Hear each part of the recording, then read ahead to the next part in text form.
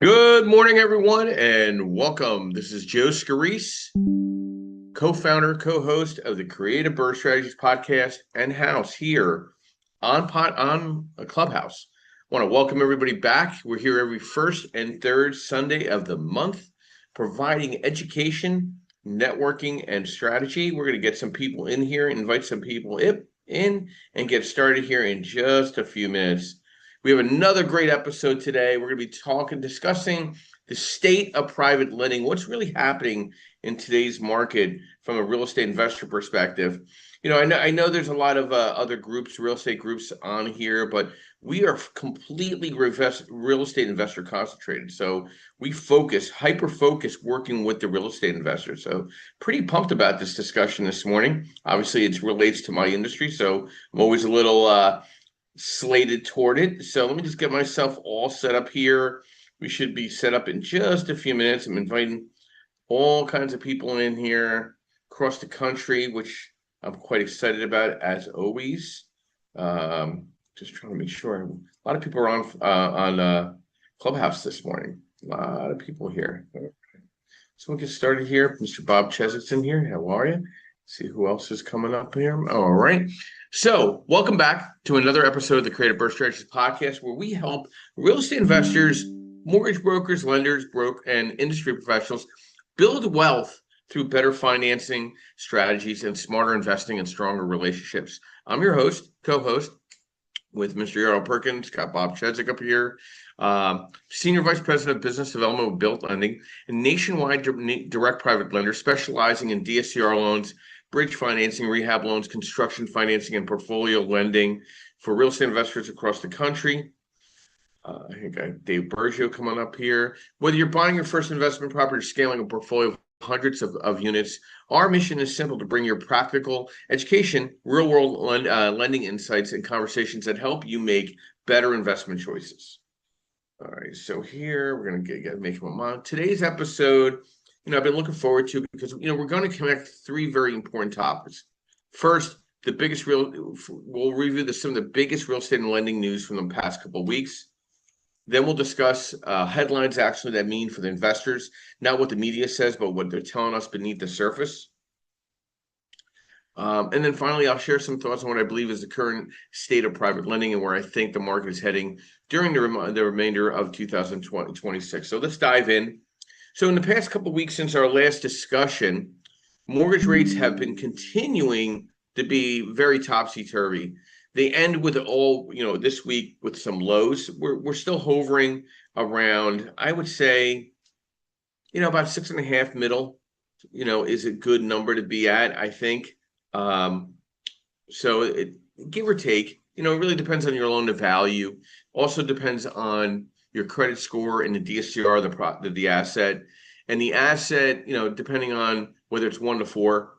As well. If it's 5 to 20, because we have a new product that goes up to 20 units, those rates are probably in the mid or late sevens, which is really good actually right now. That came down actually. That kind of leveled off.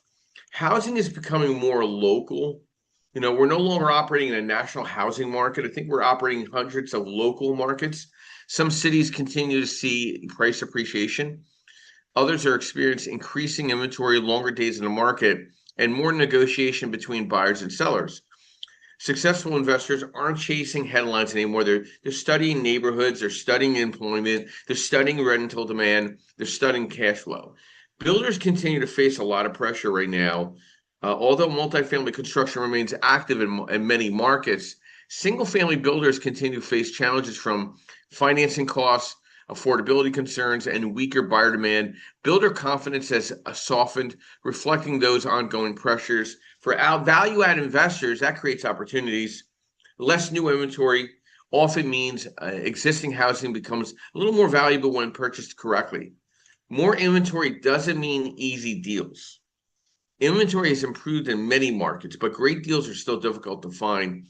Today's successful investor is creating opportunities through off-market acquisitions, direct-to-owner marketing, distressed assets, relationship-based networking, and creative financing structures. Simple waiting for MLS listings is becoming less effective.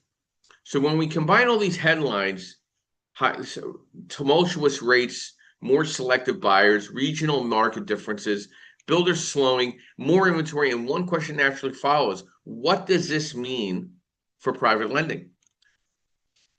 I'll start with this. I believe private lending is healthier today than many people realize, but it is also becoming significantly more disciplined. For years, capital was plentiful. Everyone wanted to lend, leverage expanded, terms became aggressive, speed often replaced proper underwriting. That environment has changed. Today's private lenders are asking better questions. They're looking deeper into borrower experience. They're evaluating liquidity. They're analyzing exit strategies, and they're studying cash flow instead of projections. And honestly, that's exactly what should happen. Experience matters again.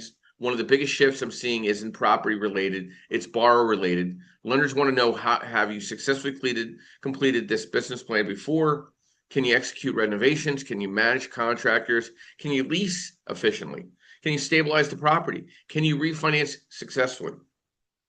Experience has become one of the strongest forms of collateral, and cash flow is back.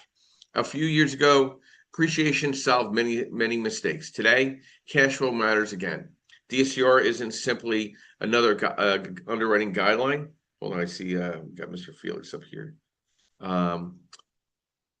It's becoming the foundation of long-term investing. Properties that produce consistent income continue attracting financing. Properties depending entirely on future appreciation become much more harder to finance. Relationships matter more than ever. Technology has improved lending tremendously. Automation has improved efficiency. AI is improving underwriting, but relationships still matter. The best borrowers communicate early. The best lenders educate their clients. The strongest transactions happen when both sides understand the business plan before the application is submitted. Private lending has become a very relationship-driven environment. I don't see that changing. I see that really increasing. The investors who will win, the investors who succeed during the next several years won't necessarily be the ones buying the most properties. They'll be the ones buying the right properties. They're focusing on conservative underwriting, multiple exit strategies, long-term financing, strong reserves, reliable contractors, experienced property management, sustainable cash flow. Growth without discipline eventually becomes risk. Growth with discipline becomes wealth. And some thoughts going into our moderators and our discussion today. If I had to summarize today's private lending market in one sentence, it would be this: capital is still available, but it is flowing toward preparation, experience, and well-structured deals. Private lending hasn't become harder, it's become smarter. And frankly, that's healthy for everyone. Healthy for lenders, healthy for investors, healthy for long-term stability of the real estate market. The opportunities are absolutely still here and there. You simply have to be prepared when they arise. So thank you again for joining us this morning at the Creative Birth Strategies podcast. I'm really excited about getting some insight from the moderators, because they always bring some great unscripted insight. But I first want to say hello to our co-moderator, co-host, and co-creator of the podcast, the Creative Birth Strategies podcast, Mr. Yardo Perkins. Good morning and welcome. Brief thoughts to our discussion this morning and how it ties into our ultimate white label classes and private lending.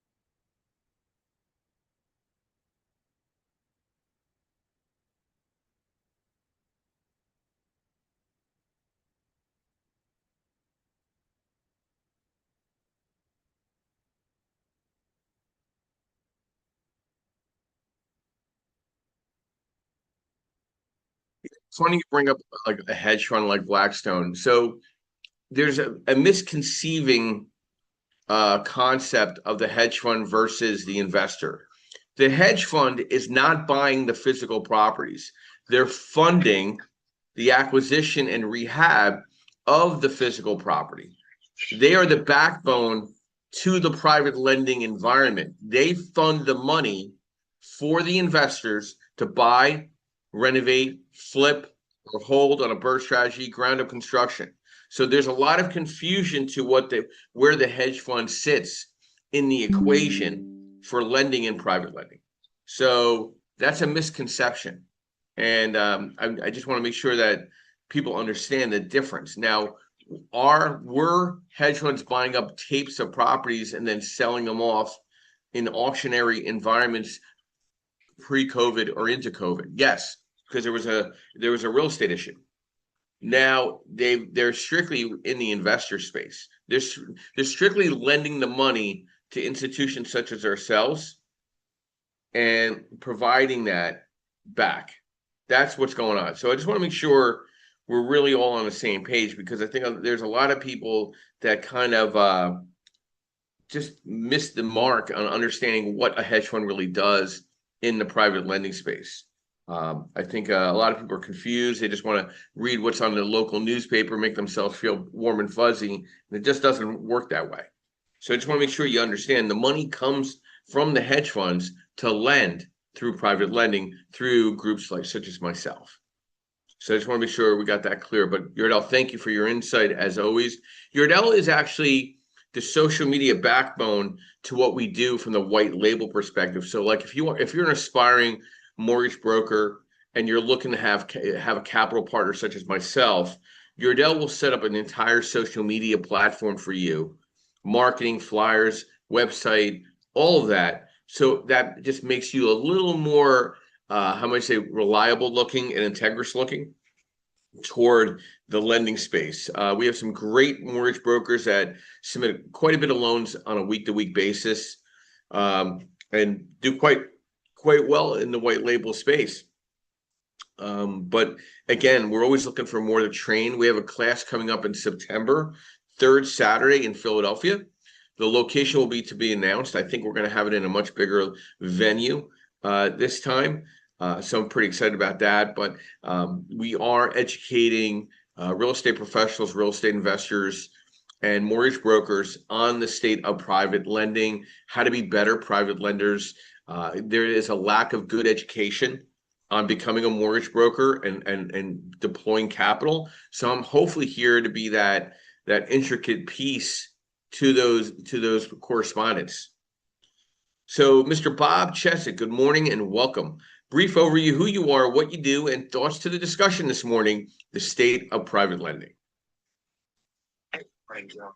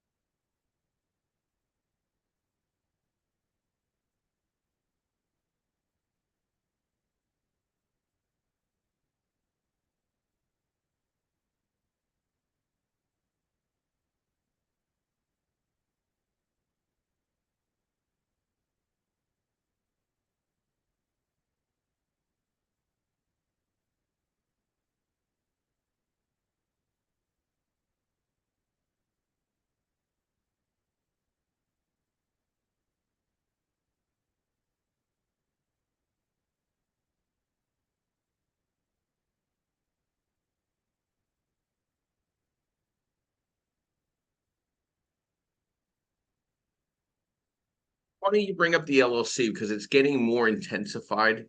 People are listen, the average real estate investor is, I hate to tell you, a little sloppy with a lot of their paperwork. Okay, there's a sloppiness to them, and they think because private lending is not collecting tax returns and pay stubs and W-2s and 1099s, they think you're just drawing a stick figure on the loan and they're closing it. There has to be some validation.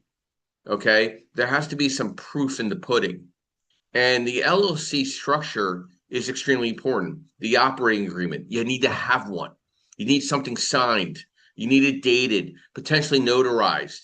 You need the articles of formation to be matched up with the operating agreement, the EIN letter, the letter of good standing. Why can't you maintain this documentation?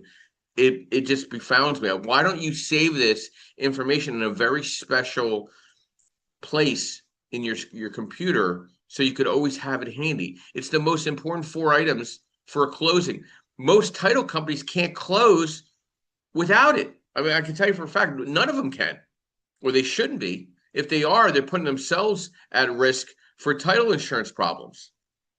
So what Bob's talking about, I just don't understand why people have such a hard time maintaining and holding their LLC documentation for future endeavors. I don't get it. And it's another thing. Having a discussion with a very experienced transactional lender is important because most mortgage brokers have no idea what they're talking about, how to structure an LLC. They don't understand the guidelines. They're just throwing shit up on the wall, excuse my French, and they don't know how to structure the LLC.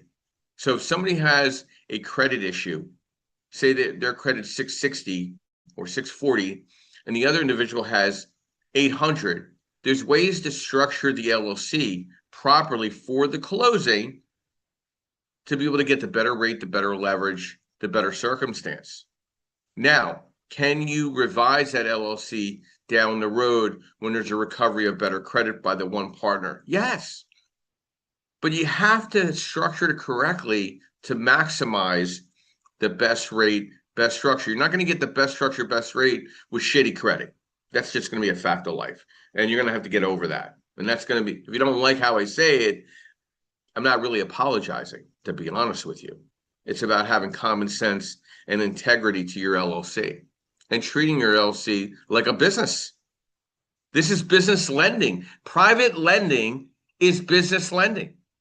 Why are we missing the window here? Why are we missing the idea and the concept of private lending, where the most important four documents, Bob Cheswick can facilitate that in a clean, integrous way? So I'm emphasizing the importance because out of the 10 or 12 items, four of them are the LLC documents. Bob, thank you for that input. I really appreciate that because it gets me all ripping and roaring on that. You know what I mean? Yeah, and don't forget one picture. Sure.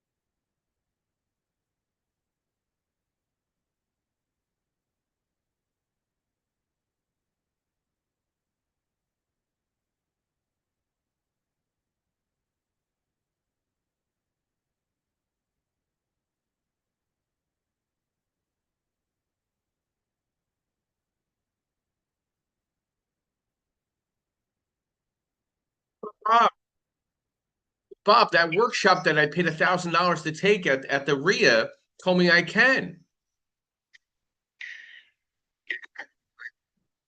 Wait.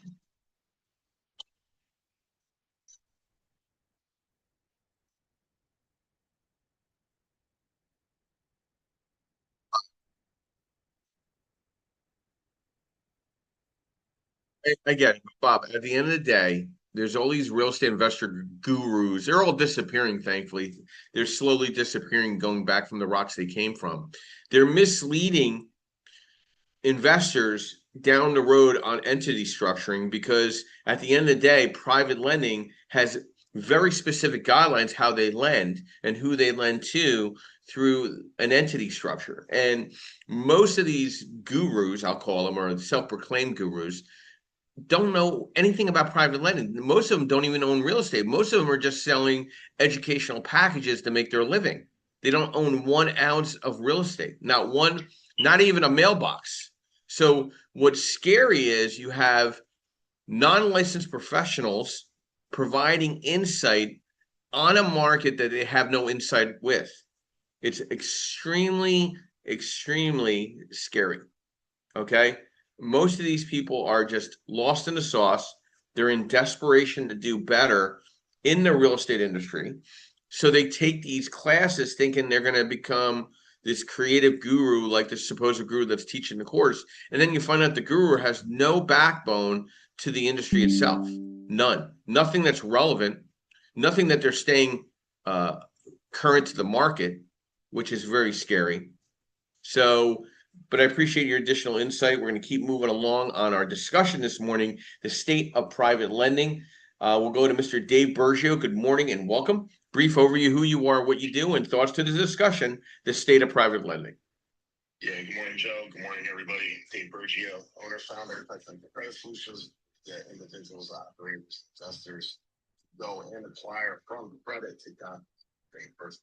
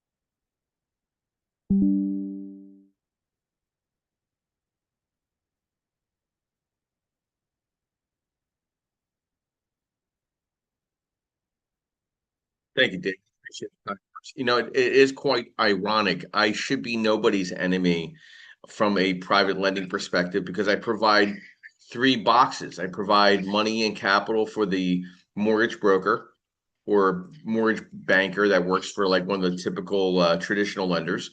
I offer a referral program for real estate offices or realtors directly on a marketing fee program with a flatter percentage. And I work directly to investor at wholesale pricing. But people have to, there has to be a level always of hater mentality in the space, jealousy, all the bad characteristics that are out there because not everybody wants to follow the rules. They would like to scam people.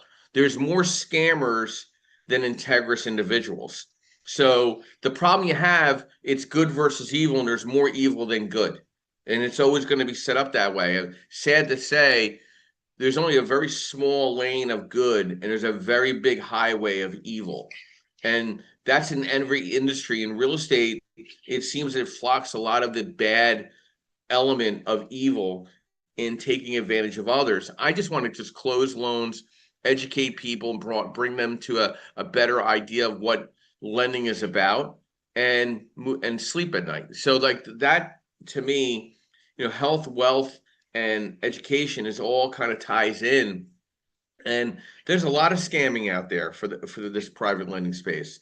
I really don't have time to tolerate or go after that. I go after what I can do. I provide underwriting courses. I give education on the differences between what hard money is and what direct private lending is. Because direct private lending has multiple names: non-QM, private lending, asset-based lending. It confuses people because the industry is so much newer and moving so quickly into the day-to-day mainstream of real estate because you have a lesser buying group of people buying for home ownership, and you have a bigger group of buyers in the investment space. Every urban city in the country is using private lending for probably 60 to 70% of the acquisition of single family through four family and 5 to 20 multifamily. Every single market. Whether the realtor or the insurance agent or the mortgage broker wants to accept that are facts. That is fact. That is not fiction. This industry is here. It's not going anywhere, but you're still going to have a parallel of really bad characters everywhere across the board in the industry. So you have to hopefully surround yourself with integrous individuals that are going to be honest, direct, quick, proper, process, underwrite, intuition. I mean, I caught two fraudulent bank statements this past week on two different clients in the same week. Fraudulent bank statements. The irony is these were cash outs. They didn't have to defraud anything. They didn't have to fraud the bank statements. The cash out refinance is the equivalent of your reserves. You just had to send me a bank statement that worked. Instead, you doctored the bank statements. I mean, that is just absolute stupidity at this all at the same time. It's amazing. I've never met more brilliant and stupid people at the same time in the same industry at the same time. But that's how it works, Dave. And there's no difference in the credit space, I'm sure. Probably worse. Probably worse.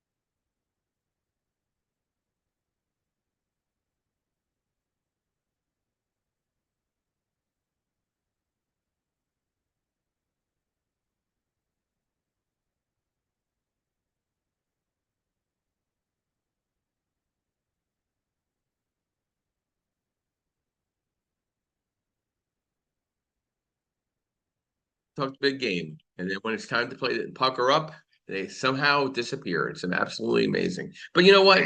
That's why, like this week alone, Dave, and we're gonna move on from this. But Monday I'm in Connecticut, Tuesday I'm in Albany, Wednesday I'm in South and North Jersey, Thursday I'm in the Poconos and Schuylkill County, Saturday I'm in Delaware.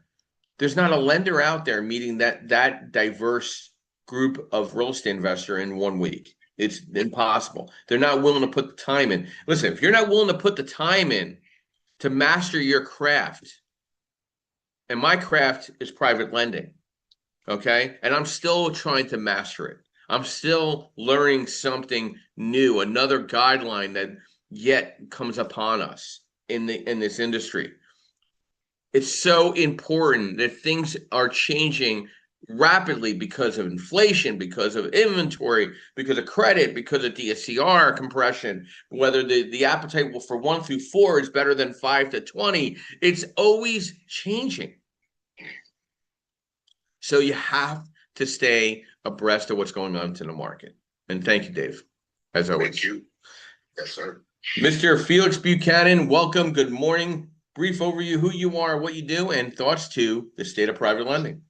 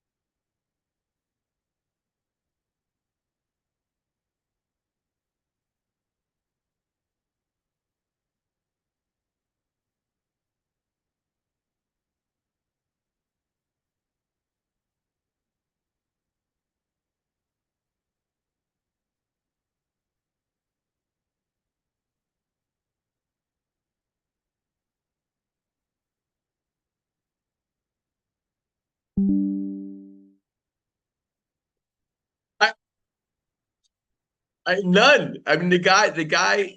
I'm just astonished how stupid the guy is. I couldn't believe how stupid he was. I mean, it just, and this is the funny part now, Felix. I don't respond to anyone by text anymore with any information. I take their text, I send it to my email, and then I customize an email protecting myself because now people want to hold things against you versus in a text. So I'm already become hip to that. So I do not respond with information that's pertinent to the loan unless it's done through a documented memorialized email because I've never seen such chaos and stupidity in the space where you only need to justify 8 or 9 items to close a deal. It's not that difficult if you're following an integrous environment. Private lending is the best friend to the real estate professional that wants to invest in real estate. It's the best friend ever. Yeah, but the real estate.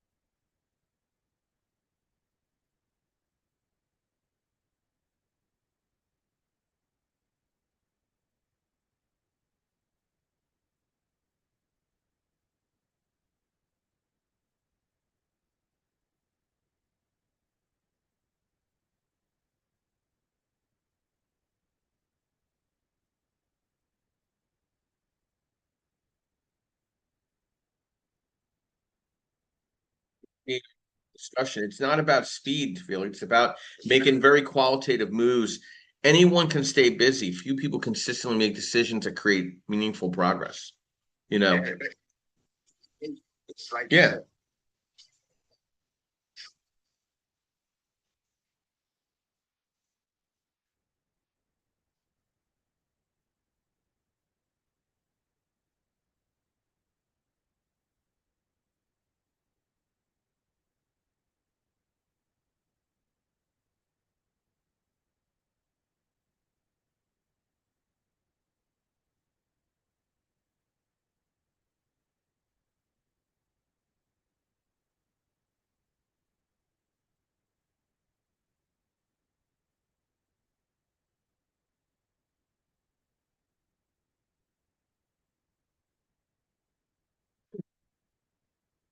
Most disciplined in mortgage lending space where you can get to 100 doors the quickest in such an ethical, integrous way.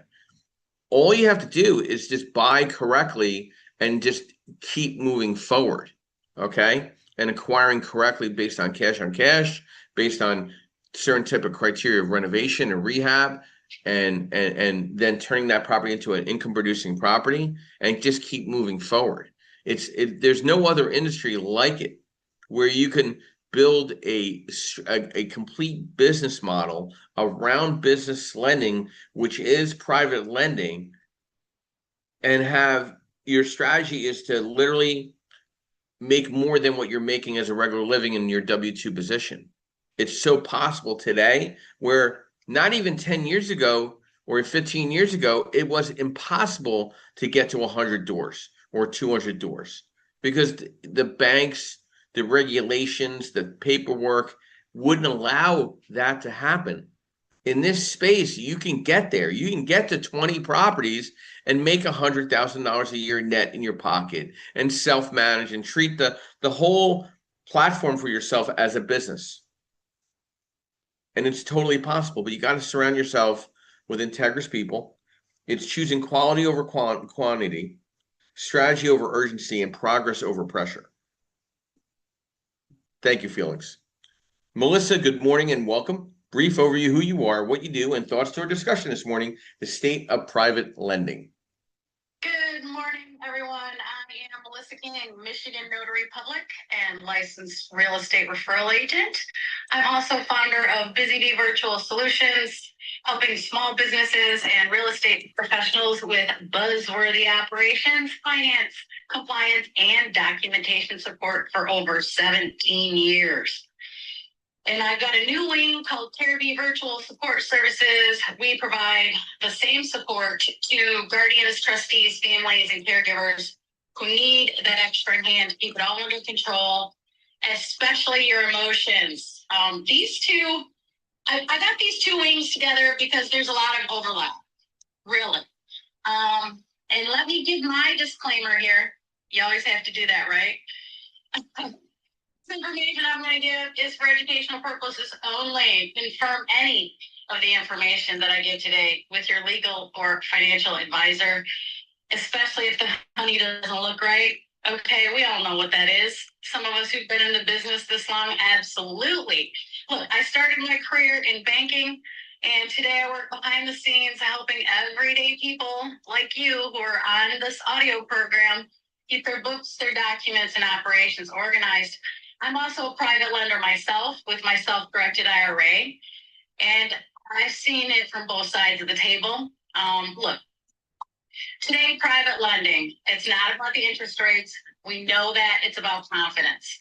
Private lending has always been around, just under different names: land contracts, promissory notes, rent to own.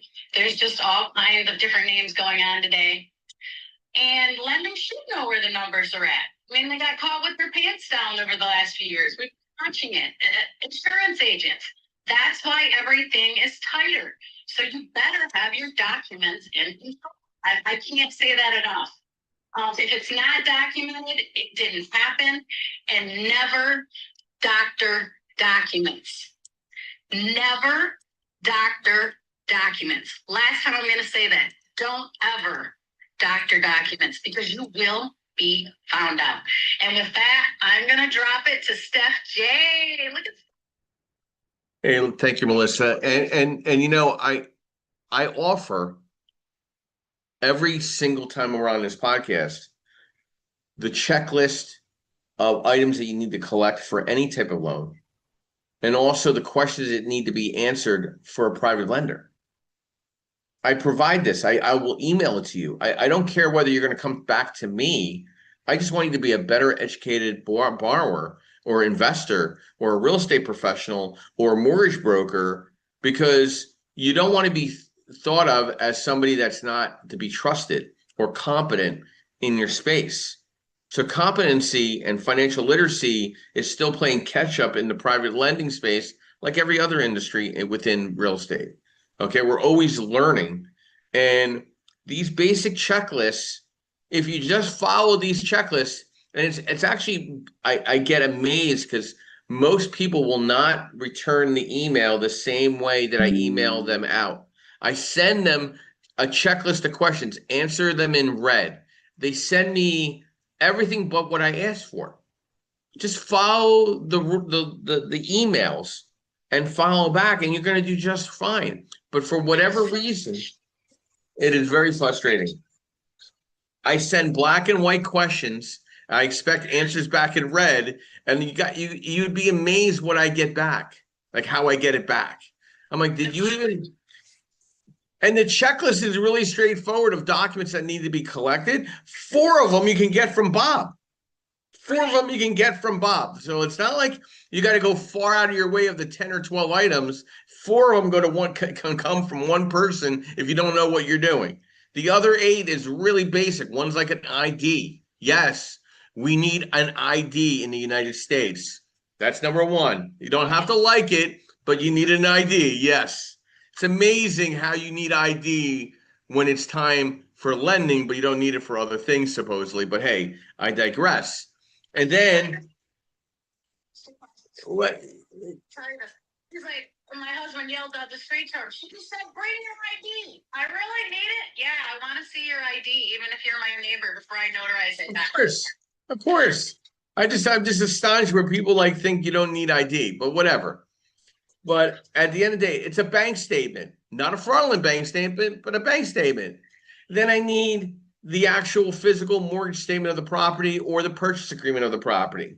Then I need copies of the leases if there are ones. Then I need the tax bill, maybe the insurance bill, or their contact information. If you have a preferred title company, if you don't, we could use our in-house, the LLC documents. That's it for the time being. And then if there's rehab, we need a rehab scope of work, construction budget, which I provide to you. And then I'd like to get a schedule of your REO of what you've done and what you have. Okay. How many flips have you completed in the last 3 years? How many rehabs for rental have you completed in the last 3 years, meaning a BRRRR? And then how many rentals have you acquired and owned in the last 3 years? Basic questions, basic answers. I don't care what you did 20 years ago. I don't care. It doesn't matter to me. I know what I did 20 years ago. That's not pertinent to the questions I'm asking you. I'm asking you specific questions with specific answers. So some people like to just kind of skirt around the questions because then they have to tell the truth, and the truth hurts because that means that all those things are zero, and zero doesn't really help them if they don't lie. So it's this big, huge contradiction of reality in this space. The truth. Exactly. You said entitlement, and Felix said patience. Those 2 words, I think more people need to learn. Yep. Steph, good morning and welcome. Brief overview who you are, what you do, and thoughts to the state of private lending. Good. This room. I love it. Weekdays, man, but I know you're so busy. I'm gonna tell y'all, I met Joe on Clubhouse. Yep. Like, oh, this guy's amazing, right? So then I had mentioned him to a colleague up in Rochester, New York, where I was not even working at the time, and they knew him personally. And then I started, how many people in Rochester know him? How many people in Buffalo know him? Everybody. How many people? I am in like Podunk, New York, where I'm located. I cover much larger areas, but I don't even know him. So when Joseph says that he is going around and putting foot to pavement and getting it done, yeah, everyone I've worked with who's anyone in New York State knows this stuff, which is cool. This is not just a Clubhouse, bunch of sound he's making. So that is cool. Love these rooms. So I'm Steph Jacobson. I am a commercial and investment real estate broker in Central and Western New York. I cover everything from Binghamton to Rochester. So if you're familiar, that's a pretty large territory. I do a lot of short-term rental in the Finger Lakes, and I do medical and office, which I don't love, but my wheelhouse is really the DSCR lending space for middle to large multifamily. That is what I love. But I have an interesting case study on private lending I thought I would bring to you and see what your comments were. I have a little dance studio that I'm working with. This girl in the town, again, in like a small rural part outside of Ithaca, New York. She's got a little dance studio. She's in this tiny little rented space, and she's got 1 classroom, right? And she has a waiting list a mile long, but in her leased space, she only has room for 1 classroom. So she's going to buy a building. We're in contract for a building that the village owns. And we have been through lender after lender. We went through 4 lenders trying to get this done. Her financials look good. The projections are amazing because she's going from 1 classroom to 3. She can get everybody from her wait list in. She's going to essentially triple her income. She's got staff. She's ready to hire more, so on and so forth. We keep getting rejected by banks because of the location. It's too rural, it's too rural, it's too rural. Your finances look good, the building is great, we're sure it's going to appraise, it's too rural. And this has been this enormous problem until somebody in town caught wind of this project and said, hey, I'll fund it. He's a contractor. He owns a construction business. He knows the city building. He knows her dance studio. He's got faith in the project, and he goes, I'll do it. And after 8 months of begging for more time on the contract, getting commitment letter from lender after commitment letter from lender, we now have a private lender who accidentally got matched to this thing and said, yeah, I'll do that. And we are set to close in 7 days. My mind is blown. So I wanted to see what your thoughts were on that, Joe.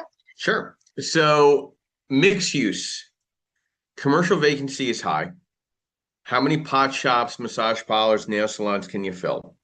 Right? Retail income is speculative. And bottom line, if it's in a rural designation that you just literally just left it for the local credit union or local bank or the local private money person that loves that area, that needs to cut ribbons on local commerce. So my first thing would have been like, I'm not going to even facilitate that loan because it doesn't make sense for me to lie to that individual. Who are you putting your bank deposits with? Is it a local bank or a local credit union? They're the first ones that should be like, yeah, I'll finance this. I see all your rental income, all your money coming in from deposits. You're a solid client. We should finance this. Now, shame on them if they did not. And you should call them out at the next chamber meeting where they're having their, yeah, well, you know what? Then they should be, you should shame them at the local chamber meeting where they're getting their free lunch and fattening their belt. Okay. Because that's really bad on their behalf because they want your deposits, but they don't want to give you money. So that's kind of quite of an irony if you're a local bank, depository bank in the market in that area. And that's where the problem lies because one, they'll take your deposits, but they won't give you money to finance your building, even though you're giving them all their deposits. It's quite ironic. Maybe they don't have the money. That's another quite concern. A lot of these banks are just like tapped. They're barely getting by. They can't even give toasters away when you open up a new checking account with them. But at the end of the day, I don't foresee mixed use making any big strides back when you have all these urban settings being forced into putting mixed use on the first floor, massive amount of empty square footage everywhere. And there's not a lot of markets drawing these companies back into the urban settings post-COVID based on crime and standard of living, quality of living. They're keeping their businesses in the suburbs or in rural settings, and it's eating away at the fabric of the urban settings throughout the country. And mixed use is a victim to that. I don't foresee that coming back anytime soon. For a good mixed use loan in the private lending space, rates are like 9 and 10%. And LTVs are like 65, 70% max, unless you go to a local bank and they're really giving you 5-year money and they're scrutinizing the whole underwrite of the file, and the rest of the building has to pencil without the mixed use component. So I don't mean to be a Debbie Downer to the mixed use environment, but I just turn them away or just say, hey, listen, call your local bank or credit union. But if you really need a loan that bad, that's a low documented loan, if it doesn't pencil at 9 or 10% interest rate on a 25-year, I wouldn't even bother looking at it. I mean, they sound nice, these downtown storefronts with a couple apartments above, but nobody wants to lend on them. Everybody talks about them. There's all these brokers saying they could do it, and then they drag these people through the mud, like in a public display of disgrace. And that's what waters down the lending space. All these bad brokers that claim they could do things that they can't. They just can't. Like, I've been doing this 25 years, and I'm telling you, I know what I can do and I know what I can't do. I stay in my lanes, and it works out for me because my phone stays busy with the people that I need to focus on. or the client I need to focus on, or the broker I need to focus on, or the investor or the real estate agent. And Stephanie, funny enough, I went on a dinner cruise with the CCIM chapter of New York on Thursday night. Yeah, with the group of people that were on the call. Great group of people, 25 people on the cruise only, like for our group. But let me tell you something, powerful, qualitative, and great follow-up already. And thank you for that introduction. I want to call that out. Very quite ironic. I just did that Thursday night in New York with a bunch of great people. Yeah, the CCIMs in New York are no joke, man. There's some really amazing people. You know, I'm going after it. I gotta wait till my youngest gets to kindergarten, but I'm going after it. I'll be on that cruise one day. Yeah, it was simple to the point and very nice. And you know, it's quite ironic. We were talking about your market. You know, Rochester's kind of flattening out a little bit. Albany's still staying around, a lot of political rhetoric.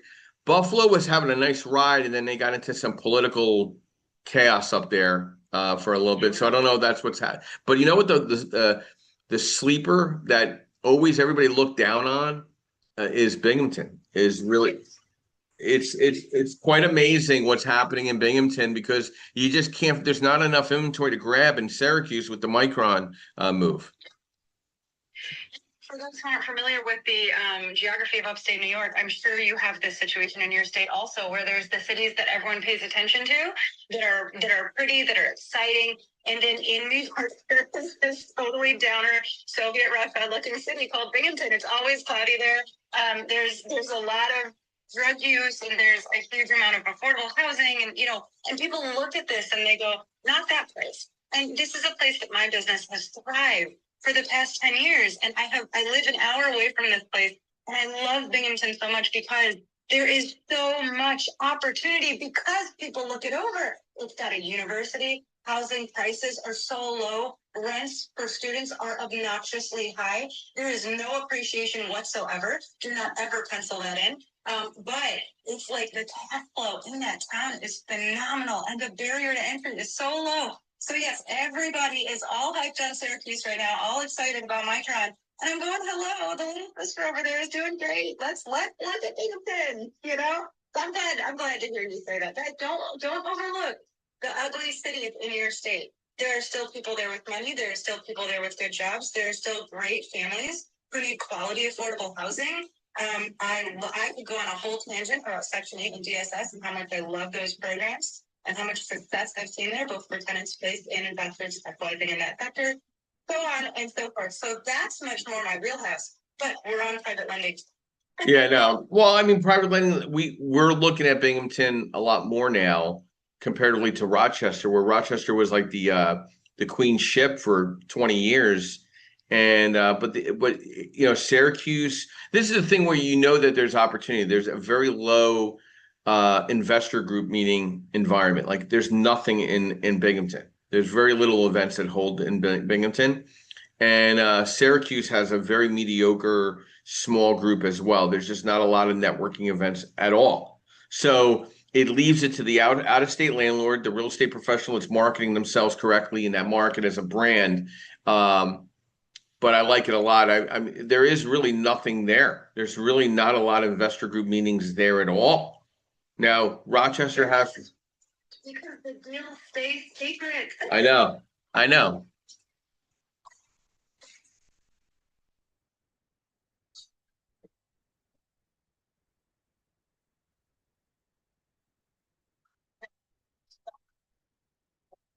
Yeah.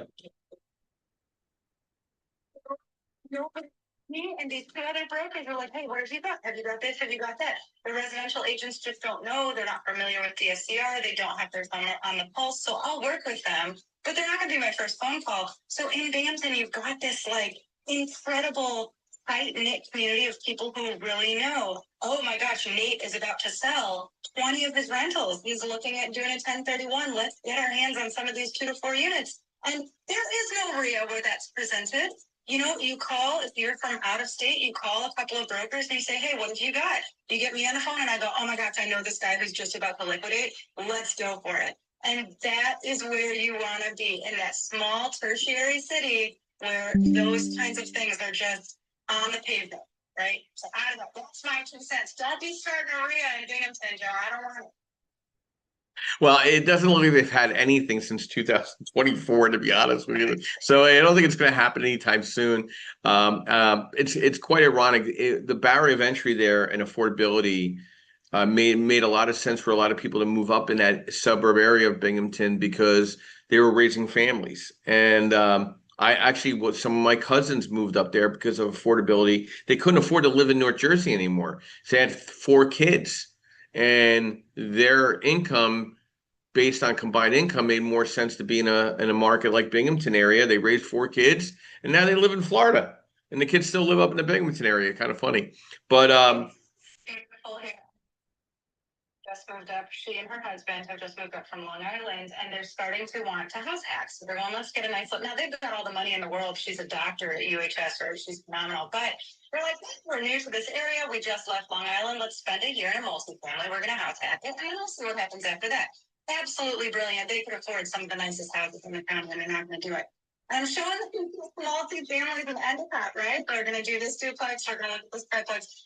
The wife, the doctor, she's standing on the porch looking out at the hills. And to me, this is every day, right? And sadly, I'm sort of blind to it. I just live in the Finger Lakes. It's a beautiful area. And she's frozen, staring out at the hills, and she goes, it's so beautiful here. You know, it's funny when you're in these tertiary cities and you know where the drug deals happen and you know where the crimes are and you know where the housing is like dilapidated. You overlook that someone from outside your market is going to step in and go, this is so beautiful. We don't have this on Long Island. And now she's excited because it's beautiful. And she's going to get a tenant excited because it's beautiful. So don't overlook the things that you drive by every day, you guys. I agree with that. And Stephanie, thank you as always. We'll have to remind myself to let you know when I'm going to be up in your way of the woods. Probably in the fall. I'm definitely going to be in Albany this week coming up because there's an event there third Tuesday. But Rochester, I plan on being there in August, and then September, Buffalo. The problem is that Syracuse and Binghamton doesn't have any events to go to. Unless you know of one, please let me know. Of course, I'd love to attend as long as it's real estate investor driven. And thank you for coming in here this morning and giving me your thoughts and insight and kind words, of course. And I want to thank our moderators.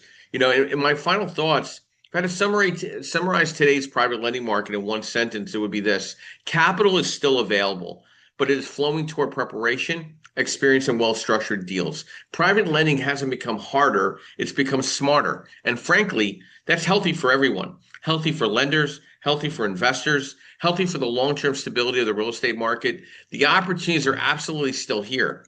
Simply, you have to be prepared when they arrive. You know, I want to, and again, this is the beauty about our podcast here. We're live on Clubhouse, but we're live on LinkedIn and Facebook and YouTube, and we have over 20,000 plus downloads to our website, the Creative Birth Strategies podcast. We've done over 160 episodes with some great people come and gone. We still have a core of moderators that stay consistent here, being recognized every first and third Sunday of every month. I want to thank them personally again for joining us for another great episode on the Creative Birth Strategies podcast. You know, if you found this discussion valuable, please subscribe to the club itself on Clubhouse, but follow us on LinkedIn and Facebook. We're on all the sites. Yardell makes sure we're very well balanced, right? You know, follow my newsletter on LinkedIn. We're always putting information, and I put video behind that as well. And my quote this morning, well, first I want to, I want you guys, that one thing that is important to me: keep learning, keep networking, keep building relationships. And remember, success in real estate isn't determined by finding the perfect market. It's determined by consistently making sound decisions one property at a time. And my thoughts, my quote this morning, I try to put something together every podcast. Every new day is another opportunity to begin again. Success isn't reserved for those who never fail. It's earned by those willing to start over, take calculated risks, challenge themselves, and get back up every time they're knocked down. You didn't wake up here by accident. You earned this day through every lesson, setback, sacrifice, and victory that brought you to this moment. Don't treat today as a burden. Treat it as a rare gift it truly is. Honor it with courage, honor it with action, honor it with becoming a little better than you were yesterday. Please have a blessed Sunday, great week. We're going to be back here in August, 1st and 3rd Sunday morning, 9 a.m. Eastern Standard Time with more education, more network, and more strategy. And I'll be ending the room in the next 30 seconds, and thank you. Thanks. Thanks.